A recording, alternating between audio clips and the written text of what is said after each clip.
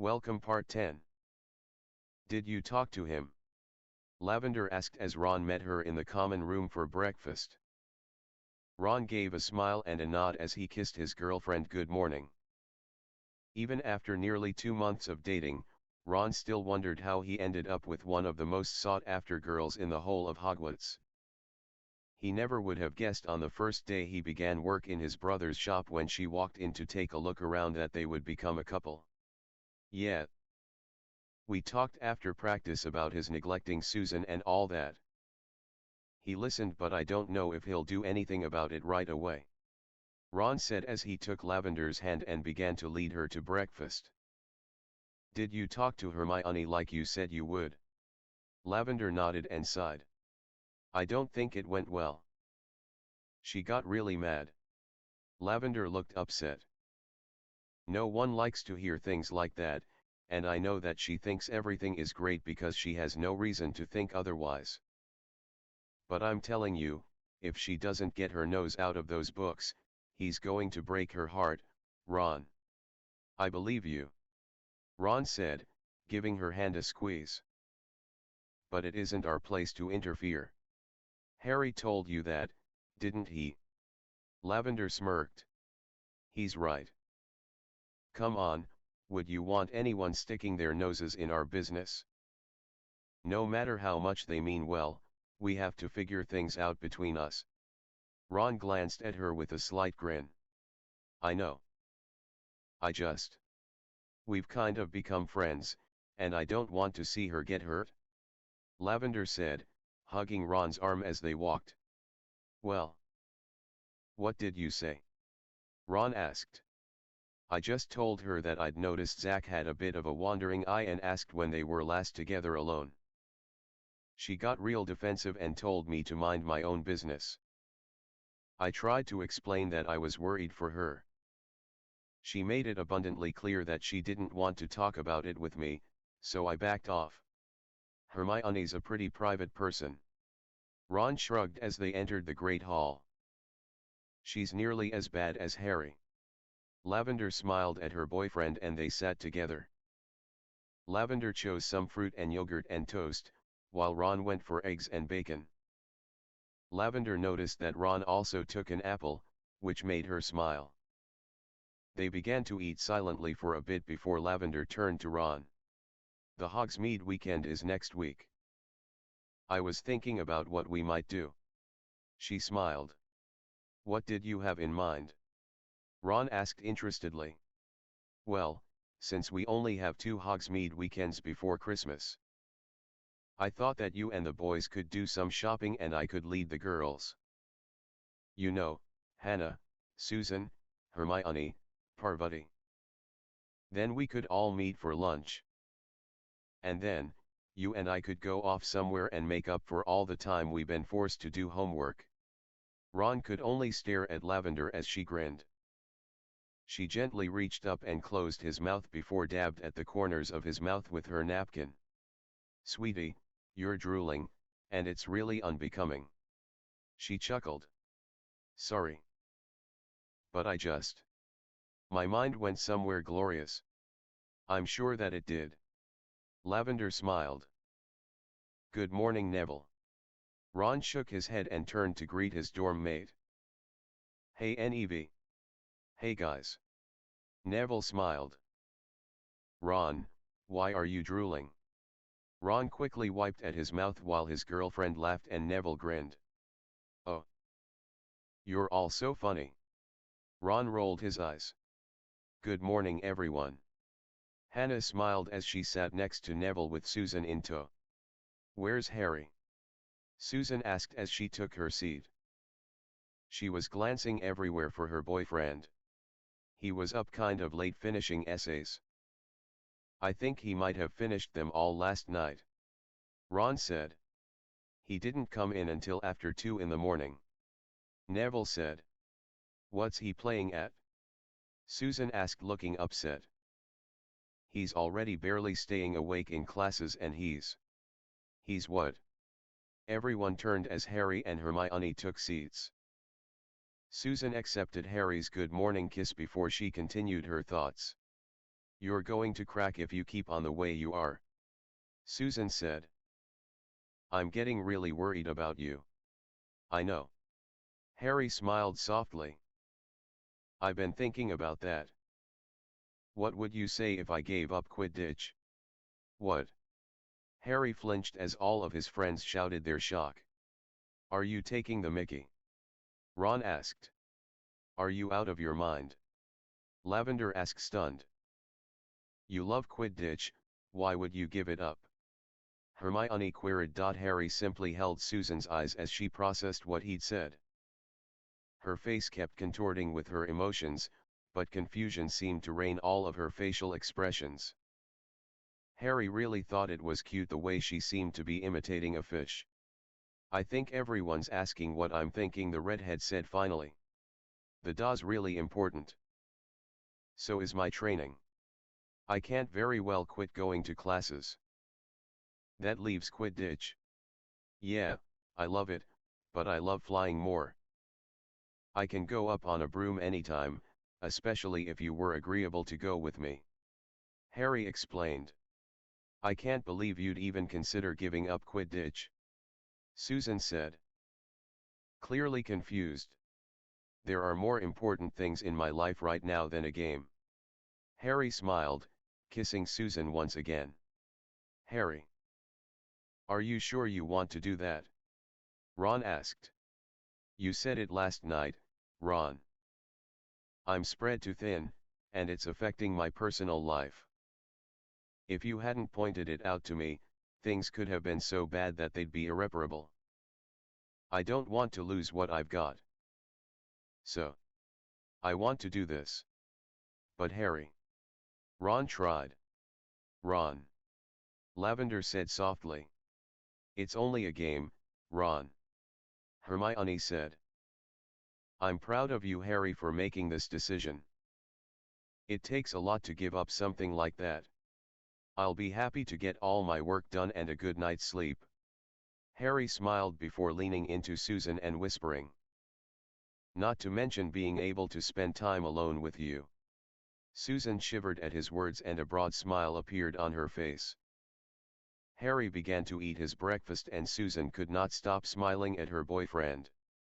Looks like you'll be able to stop reading those trashy novels and live the fantasy. Hannah smirked as Susan blushed a deep scarlet. Severus Snape's mind was working harder than it had since he was a student many years ago. He had been unable to convince the headmaster of the danger that was now likely sitting in the Great Hall surrounded by the mindless followers he'd manipulated to his way of thinking over the last 5 years. Snape knew just how truly dangerous young Draco Malfoy could be. He'd known long before the boy had attempted to sterilize the brown girl. He'd known because he'd had a hand in creating the monster that was hiding in human flesh.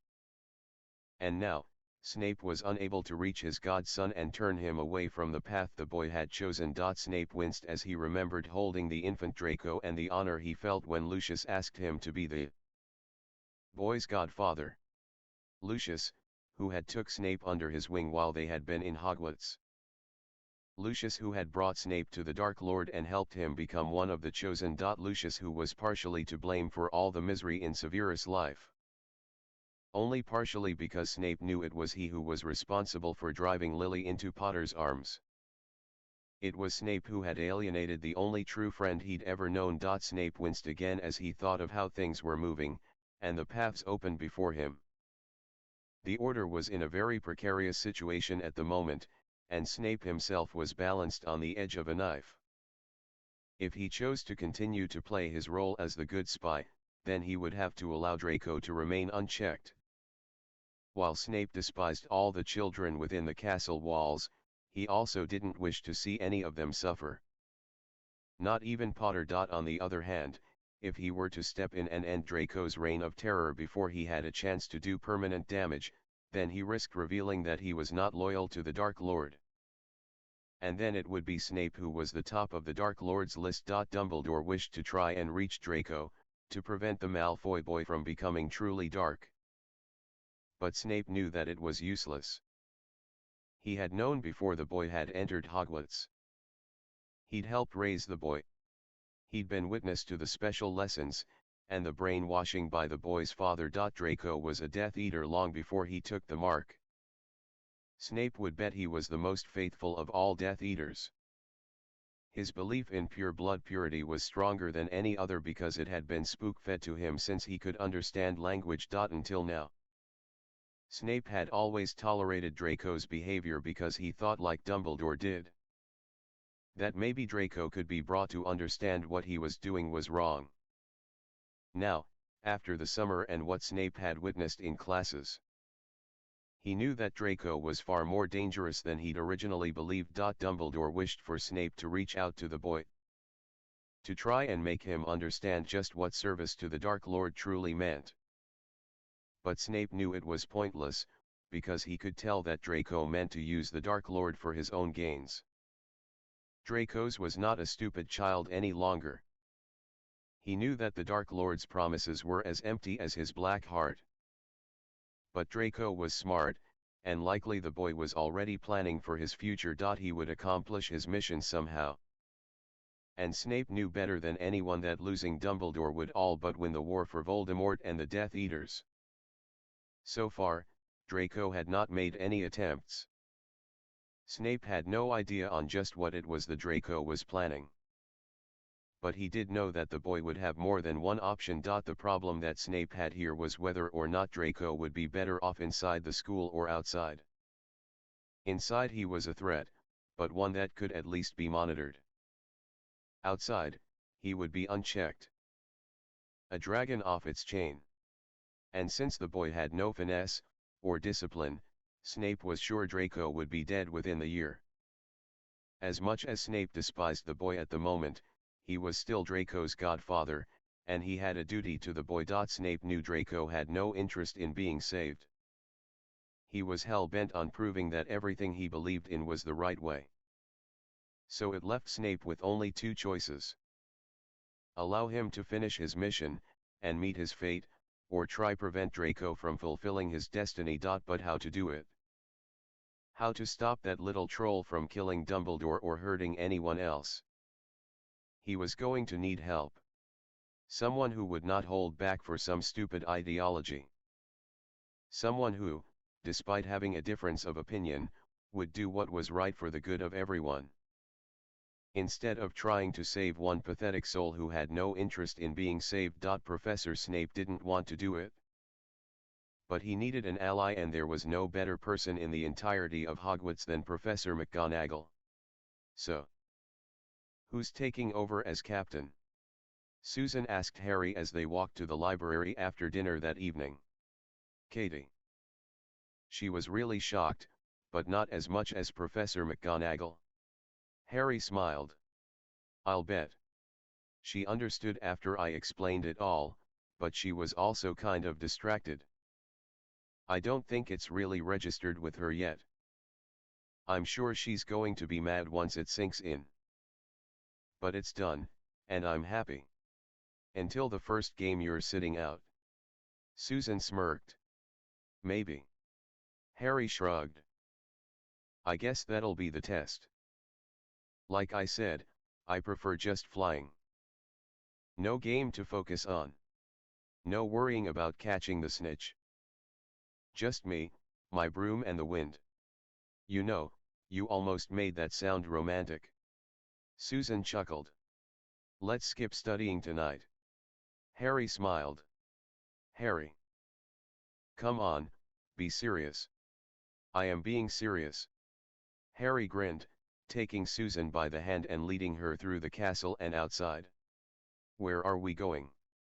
Susan asked, laughing as Harry kept leading her downstairs and finally out onto the grounds. Harry pulled his wand from his robes and summoned his broom. What are we doing? Susan asked through her laughter. I'm sweeping you off your feet. Harry smirked. Oh ha ha.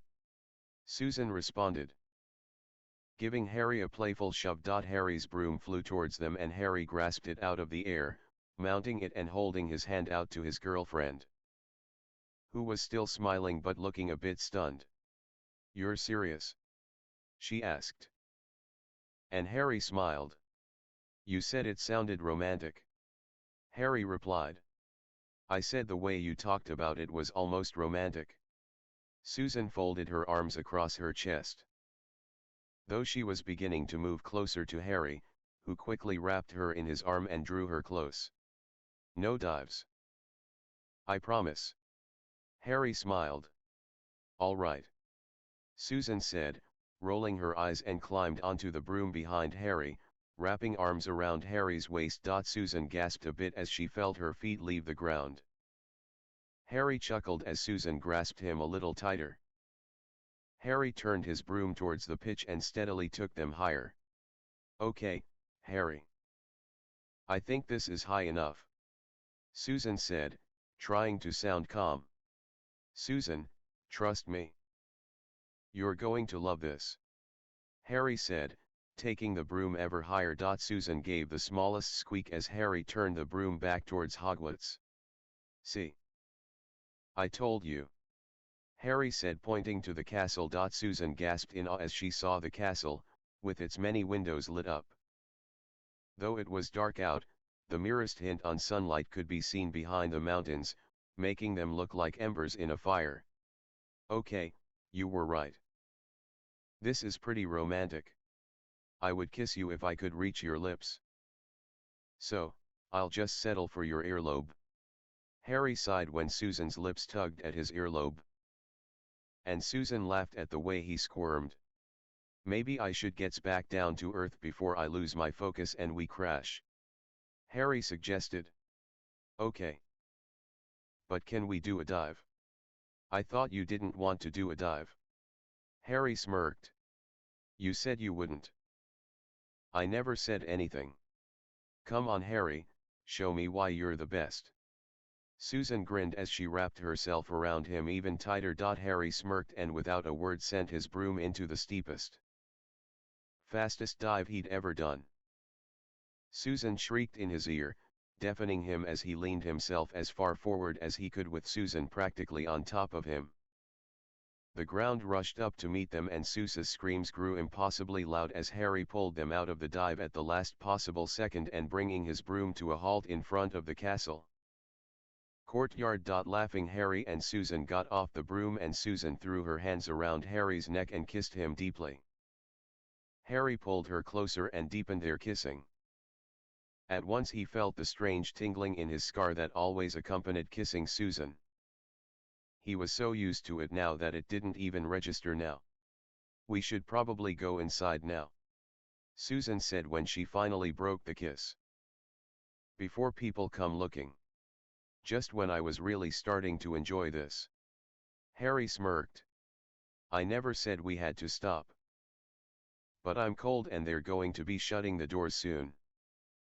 Come on, lover boy. I bet we can find a nice quiet, warm spot to get cozy in and continue our conversation. Susan said. Leading him back into the castle, giving him a sultry look over her shoulder as they walked. The silly grin on Harry's face made her laugh, causing Harry to grab her up by the waist and spin her as he tickled her sides. I just can't believe what you're telling me, Severus. It doesn't make any sense, and then again. Professor McGonagall said as she stared at the defense teacher who had just spent the last hour telling her everything. Snape had thought long and hard about it all. And he had decided that in order to win McGonagall's allegiance, he would need to gain her trust. It had been more than a little painful, but as McGonagall had been a teacher while Snape had been in school. So she had been aware of the beginnings. What she hadn't been aware of was how Snape had become involved with the Death Eaters in the first place. He had revealed to her his full involvement in the Potters' murders. That had been the most difficult thing he'd ever done in his life. McGonagall had listened without interruption, and Snape could see on her face all the things she had wanted to say. Like she wanted to pass judgment on him. But she remained silent while he continued his tale. Snape told her everything. What was strange was that when he began, he couldn't seem to stop himself. He had ended up revealing far more than he had intended to. But eventually he had gotten to the true reason for this visit. and he told his colleague of Draco's induction into the Death Eater ranks and his mission. Do you truly think he's capable of such an act? McGonagall asked. I told you already that I took part in his formative training.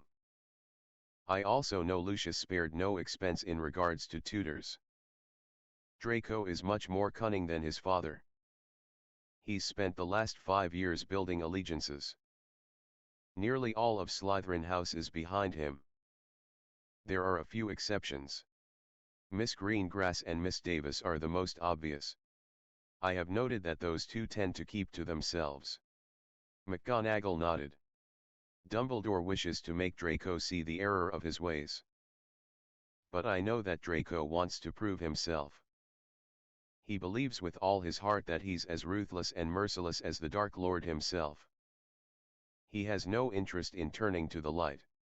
That boy has always been a problem, but you always protected him. Why the change now?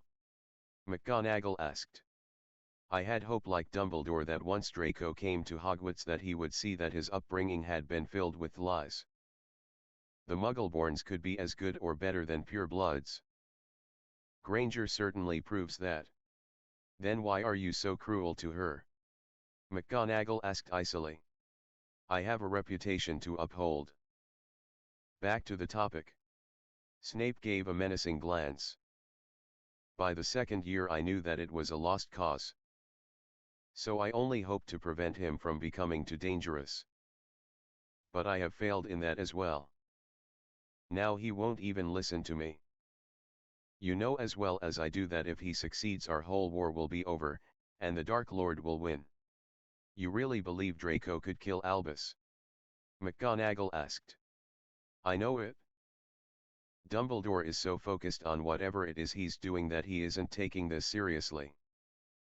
I told you that Draco was more cunning than his father. I have no doubt he will accomplish what he's set out to do. Unless we find a way to stop him that guarantees he will not pose a threat to anyone anymore. What are you saying? McGonagall asked. I would suggest Azkaban.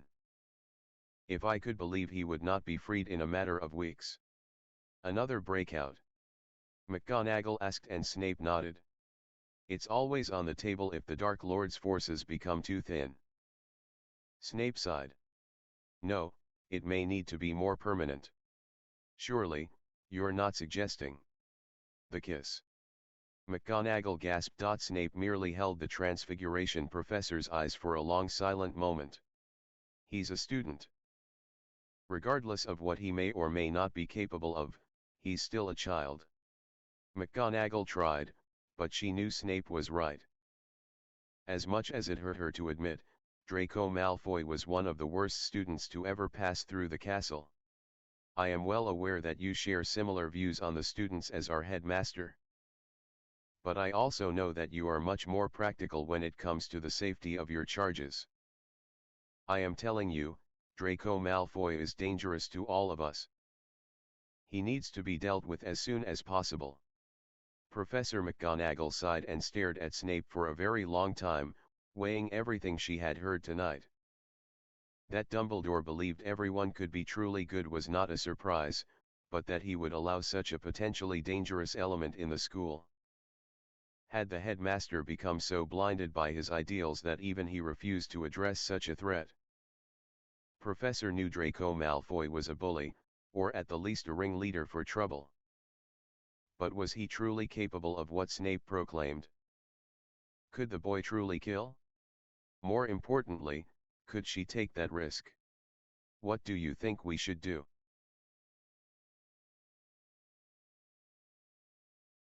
All right, ladies. Lavender said, rising from the table. Let's get to our shopping. Boys, we'll see you at noon at the Three Broomsticks. Don't be late. Each girl gave a kiss to their respective boy, save for Parvati, who was currently between boyfriends, and Hermione, because Zach had not shown up to breakfast. Hermione claimed they had been out late the night before, and he was likely having a lie-in. Both Susan and Hannah gave significant looks to one another, but no one noticed. The girls then marched out of the Great Hall to the waiting carriages to take them down to Hogsmeade. "Okay," Neville said when the girls were good and truly gone. "Any ideas about Christmas gifts?" "I'm clueless here." Ron sighed heavily. "Lavender won't even give me a hint at what she'd like." "They like being difficult." Neville sighed. "I've been trying since the beginning of October to get a hint at what she'd like. She always changes the subject. Usually using her lips in interesting ways." "Okay, I don't think we need to hear what you and Hannah get up to," Harry said, pushing his empty plate away. "I could stand to hear a bit more." Seamus chuckled. Dean whapped him upside the head and scolded him for being disgusting. The Irishman just kept chuckling. "Oi, Ginny!" Ron shouted down the table to where her sister was sitting with some of her friends. Ron waved her and the other two fifth-year girls to join them. The three younger Gryffindors took their new seats. The two girls, who Harry didn't know, were smiling dreamily at him, making him a little uncomfortable. "We need help," Ron said when the girls sat down. "We have to go shopping for gifts for our girlfriends, and we're clueless." Ginny smiled sadly. "Do none of you pay any attention? They've probably given you hints all this time if only you paid attention." "I pay attention," Harry said, mildly affronted. "You're not fooling anyone, Harry," Ginny responded. "Except yourself. All of you are idiots if you're asking me for gift advice." "But, I pity you all, so I'm going to help you. Mostly because it will ruin my Christmas if you're all in trouble. I really don't want to see you all moping and blubbering like prats." All three boys gave Ginny perturbed looks while the redhead's friends giggled maniacally at their indignation and embarrassment. Ginny merely shrugged and gave them all an apologetic smile in return. "The truth hurts, boys," she said. "Can you just help us out without the insults?" Ron said, finally fed up. "What, and give up this perfect opportunity?" Ginny's smile had reached infuriating proportions now. "Ginny!" all three boys shouted, and the fifth-year girl threw up her hands. "Fine. Okay, listen up, because I'm about to let you all in on a few womanly secrets."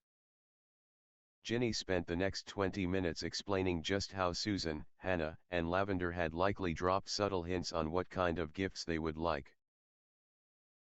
Neville was the first of the three to get the proverbial light bulb, and he grinned, proclaiming he knew exactly what to get Hannah for Christmas. Both Seamus and Dean proclaimed they had good ideas thanks to Ginny, and quickly exited the castle to hunt down the proper presents. Ron was left far more confused. Lavender had never given any of the hints Ginny mentioned, and he was left more confused and worried than before he had asked for help. Ginny had to admit that Lavender was likely far more subtle with her signals. Harry did get an idea, and thanked Ginny for her help. The three boys rose together, intending to head into Hogsmeade. Both Neville and Harry promised to help Ron find something for his girlfriend. "Harry, can you wait a moment?" Ginny asked. Harry told Ron and Neville he'd catch up, and he sat down with Ginny again, as she told her friends she'd meet them by the carriages. "Harry, I know that you think you've got an idea about a gift for Susan, but I think I have something better in mind." "What do you mean?" Harry asked, puzzled. "Harry, you and Susan are in a really unique situation, and because of that, you're missing out on some really important things. Things that are really important to the girl. Pivotal moments in the relationship." Ginny said, trying to make Harry understand. What are you getting at? Harry asked. Every girl, from the time they understand what a marriage is, and all it entails, builds a fantasy around it. We spend years imagining how everything is supposed to go, and hoping our Prince Charming will outdo what we've imagined. Do you follow me? Ginny looked hopefully at Harry, who still looked lost. Harry shrugged and shook his head, and Ginny slammed her head onto the table. Ugh! You're hopeless. She grunted. Here's an idea.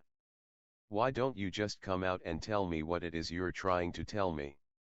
Harry said, getting as irritated as Ginny seemed to be. Ginny looked up at Harry, glaring now. Because of your situation, she said, whispering to prevent someone from overhearing. You're not obligated to take her breath away. But, I think you should. You should propose to her.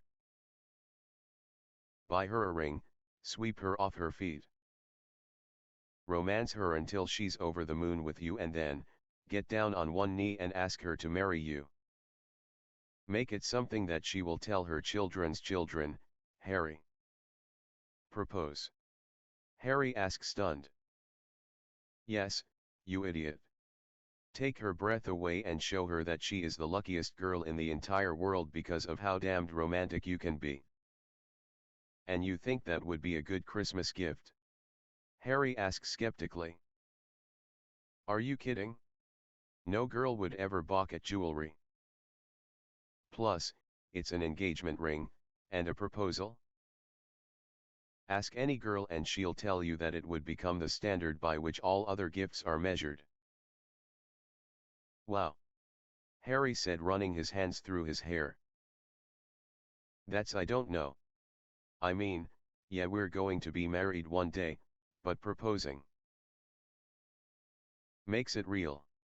Ginny asked, tilting her head and staring at him sympathetically. Yeah. I mean, this is so complicated. Harry said pathetically. No, it isn't. Ginny argued. It's really simple. You simply have to ask yourself one question. Do you love Susan, or don't you? With that, Ginny stood and headed for the carriages. Harry sat there for a moment, pondering the question. He knew that he liked Susan. Cared for her. She meant a lot to him, there was no denying it. But was it love that he felt for her? Was he even capable of love? Harry got up and began making his way to the carriages. He had to meet his friends in the village, and he had to get started on his Christmas shopping.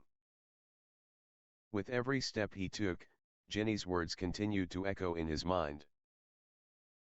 Why was one simple question so complex? In Hogsmeade, a small group of sixth-year girls were perusing the wares in glad rags.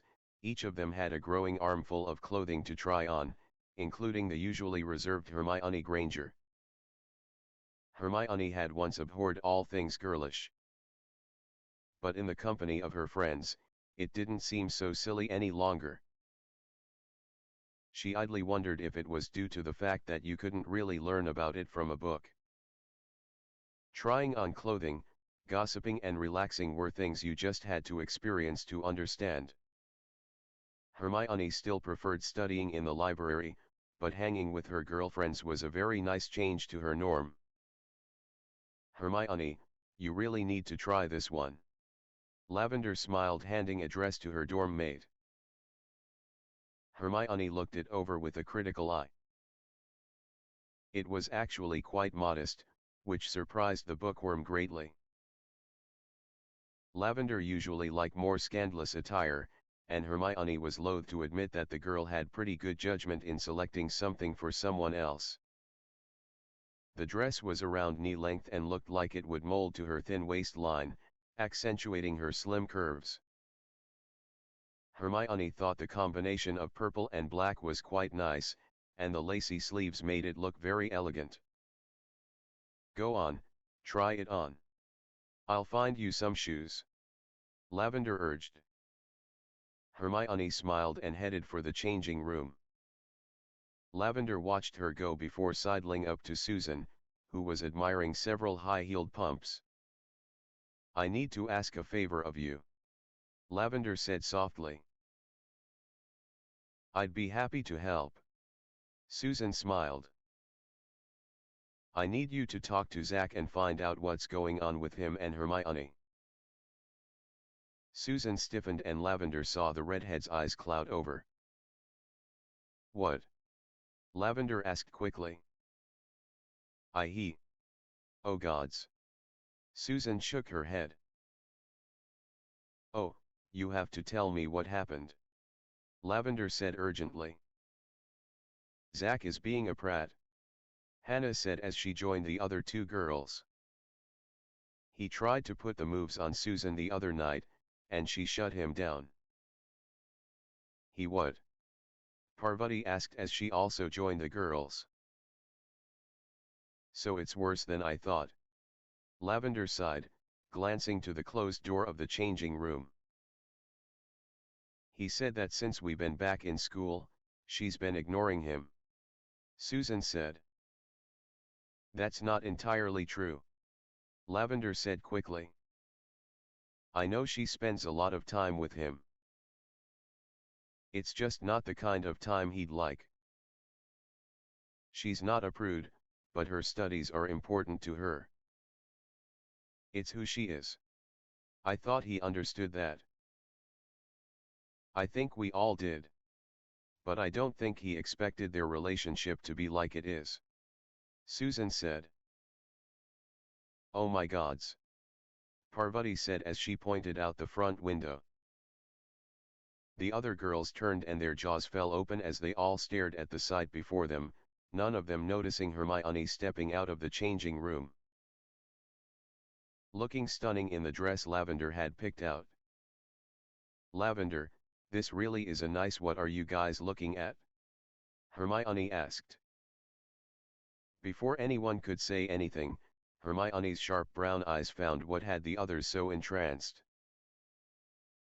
Across the street, standing in front of an antique curio shop was Sully of Ravenclaw House. She was kissing someone very familiar, and as she took in the scene, Hermione's heart began to break, and her anger began to boil up inside her chest. Forgetting that she was in a dress with no shoes on, much less a cloak, Hermione stormed out of the shop and into the snow-covered street, ignoring the cries of the shopkeep. Hermione strode quickly towards Sully and her suitor, nearly knocking down a few shoppers. Excuse me. Hermione said, grabbing the boy by the sleeve of his robe, tearing him away from Sully's lips and spinning him to face her. Hermione. Zach asked with terrified shock. What are you doing here? It's a Hogsmeade weekend, what do you think I'm doing here? Hermione rebuffed. What did you think, I'd be locked in the castle? You told me you were catching up on some work and you'd met me for lunch. Zach made a few incomprehensible noises but Hermione waved him off. If things weren't going well between us, you should have tried talking to me. Tears were coming now, though Hermione was trying not to break down. Look, I'm sorry, but I did try. Zach said. When, Zach? When did you try to talk to me? All the time. Zach spat. You're so focused on your books and notes that you ended up ignoring me. I'm surprised you managed to keep Ron and Harry around as friends for as long as you have. No one can stand that much studying, Hermione. How dare you? Hermione snapped as she slapped Zach across the face, leaving a bright angry red mark on his cheek. You told me that you understood how important school is to me. You said that it was why you liked me. You said it was because I wasn't so giggly that you liked me. Because I was driven and focused. I said that when we were spending proper time together. Zach argued. You mean over the summer when we were snogging all the time? You're just like every other boy. You don't care about me, or anyone else. You only care about one thing. You're pathetic. Hermione turned and started back towards Glad Rags. Hermione, wait. Zach tried. Save it. Hermione snapped. I don't want to hear it. Just stay away from me. Zach sighed heavily as he watched Hermione make her way back to the shop. It was then that he noticed Susan and Hannah standing in the doorway. They had clearly seen the entire episode, and Zach knew he'd be getting an earful later that night. You and Granger? Sully asked. Zach turned around, having completely forgotten about the girl he'd been kissing moments before Hermione had found them. Sully punched Zach hard, knocking him off his feet. He landed in a puddle, staring up at the thin Asian Ravenclaw. She looked more than a little indignant. The next time you ask a girl out, be sure you're not already dating someone else, arsehole. Sully shouted before storming off. Zach slammed his fists on the hard muddy ground, shouting with rage. Are you all right? Susan asked as Hermione pushed past the girl and went into the shop. I'm sorry sir, Hermione said to the shopkeeper. I just forgot I was wearing it and I had to. Doesn't matter, it belongs to you. Your friend took care of it? The man said, nodding to Lavender, who was smiling sadly. Lavender, I'll pay you back. No you won't. Lavender said quickly. It's a gift from me to you. I wanted to, so don't even try to argue with me. Now go get changed and we'll go eat. Hermione could only nod and she headed back into the changing room. When the door was locked, she sat down and began to cry. Her 4 friends waited outside of the door for her, giving her the space they knew she needed at the moment. All of them wondering just what was going to happen to Zach when Hermione's closest friends found out about what happened. Harry had been thinking hard over all of what Ginny had said to him and as he and the other boys said about finding gifts for Christmas. Harry had been keeping his eyes open for a sign that Ginny had given him good advice. He knew that he and Susan were going to be married, there was no avoiding it, and in truth, he did want to propose to Susan. Sirius had once told him how his father had proposed to his mother, and Harry thought it was pretty cool. Harry just wondered if it was too soon for him to propose to Susan. Still, his imagination kept showing him different scenarios in which he'd swept Susan off her feet with dinner and a romantic walk. Or dance before dropping to his knee and presenting her with an engagement ring. Every single instance he dreamt of ended with Susan flinging herself at him and snogging him senseless. Harry liked the thought, and was having trouble stopping the grin from appearing on his face. The boys' first stop in Hogsmeade had been in a store where Seamus and Dean both felt they would find the gifts they sought. The other 3 Gryffindors wandered about admiring the bric-a-brac. Ron had asked opinions on a few things for Lavender, but the others had all responded in the negative. The boys had gone shopping for friends and family after that, slipping into Scrivenshafts, Dervish and Bangs, Wiseacres wizarding equipment and tomes and scrolls. After all those stops, Harry, Neville and Ron still were empty-handed. Yet only Neville seemed unworried. Dean and Seamus wanted to stop into Zonko's, but Neville begged off, saying he needed to get Hannah's gift before they were to meet the girls at the 3 Broomsticks for lunch. Ron and Harry decided to accompany Neville, who led them down the alley and off the high street. My gran brought me here once a few years ago. Neville smiled.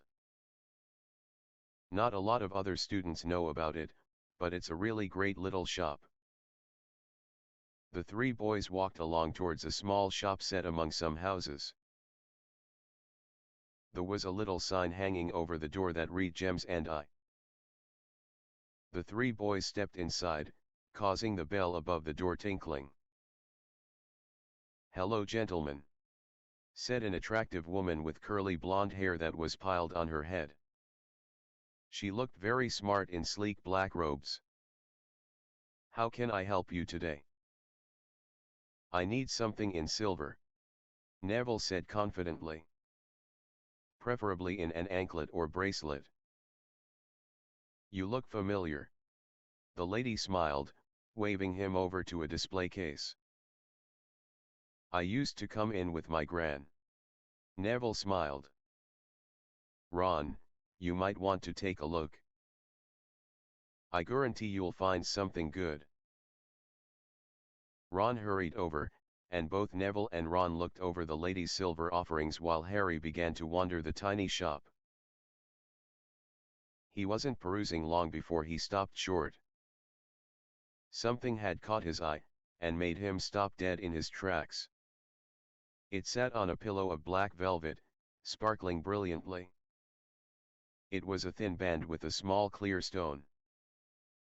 It was breathtaking in its simplicity, and all at once, Harry's hormonal musings had this ring at its epicenter. "Miss," Harry called out. The young woman smiled as she walked over to assist Harry. "How much is that one?" Trying to impress a young lady, the woman smiled knowingly. 500 galleons. Harry's smile fell a bit. "I'm going to guess you don't have that much." The woman smiled.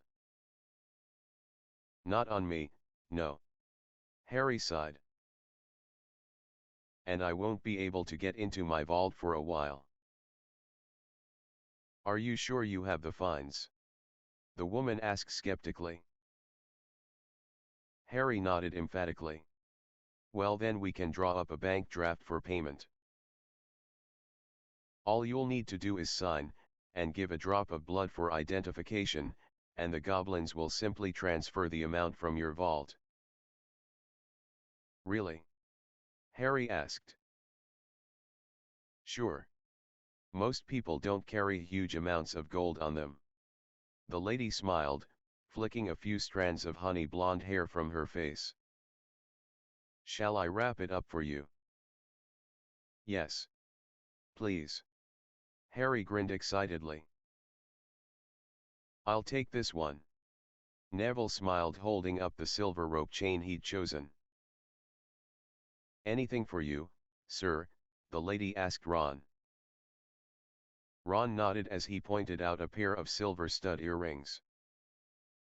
Harry knew Ron didn't have much money, and he knew that Lavender's gift had probably just bankrupted his best friend. But Ron also looked quite pleased with himself. "Well, I wish you all the best of luck with your lady friends, gentlemen," the woman said after she had concluded their business. "They're all truly lucky." "Thank you." They waved as they left. "So when did Hannah say she wanted a bracelet?" Harry was curious as they headed off to the Three Broomsticks. "Never." Neville smiled. "But, she adores silver. She likes it more than gold, in fact, and I thought it would be a bit presumptuous to get a ring." "Why'd you go with earrings, Ron?" Ron shrugged. "Really, it was all I could afford, and I just figured that she's a girl and they all like jewelry, right?" "That's what Ginny said." Harry smirked. "I think you did all right, mate." "Thanks," Ron said, his ear going slightly pink. Neville and Ron began talking about the gifts they had purchased for some of their other friends while Harry thought about what Ginny had told him. He knew that she was probably right, and now he realized that he had only just begun putting together Susan's gift. He realized that he really had no idea of how he should move forward. But Ginny had mentioned that every girl had imagined their perfect scenario for this situation. Harry thought it might be a good idea to speak to some girls and get some ideas. He just had to figure out how to get the information without revealing what he was potentially planning. Harry suddenly realized that this was going to be far more nerve-wracking than anything he'd undertaken before. "There you are," Lavender said as Ron, Harry, and Neville joined them at the table in the pub. "Sorry." Ron smiled as Lavender kissed him. "We took a bit of a detour." "What'd you get me?" Lavender grinned greedily, but Ron shook his head with a smile. "You're just gonna have to wait," Ron said, and laughed when his girlfriend pouted. The others at the table chuckled as well, and Lavender gave Ron a playful shove. "Hey, where's Hermione?" Harry asked. The girls all went uncomfortably quiet, and Harry looked to Susan, who was on his right. "She wasn't feeling good," Susan said, clearly uneasy. Harry felt there was more to the story, but before he could push for more, Susan shook her head with a pleading look on her face. Harry nodded that he understood that he'd hear all about what was going on later. Madame Rosmerta came by a few moments later and took orders from the tens. Once she had bustled off, Susan excused herself to use the restroom. Once the redhead was gone, Hannah leaned over the empty chair and grinned at Harry. "So what'd you get, Susan?" she asked. "I'm not telling." Harry smirked. "Don't want to chance that you'll accidentally spill the beans." "I would never do it on accident," Hannah protested. Harry chuckled and shoved Hannah back towards Neville. "Where's Susan going?" Ron asked. Everyone turned to look as Susan pushed past 3 third-year Ravenclaws that were entering the pub. "Susan!" Harry called out, but his girlfriend appeared not to have heard him. Harry got to his feet and began chasing down his girlfriend, who was now marching determinedly up the street. "Hey!"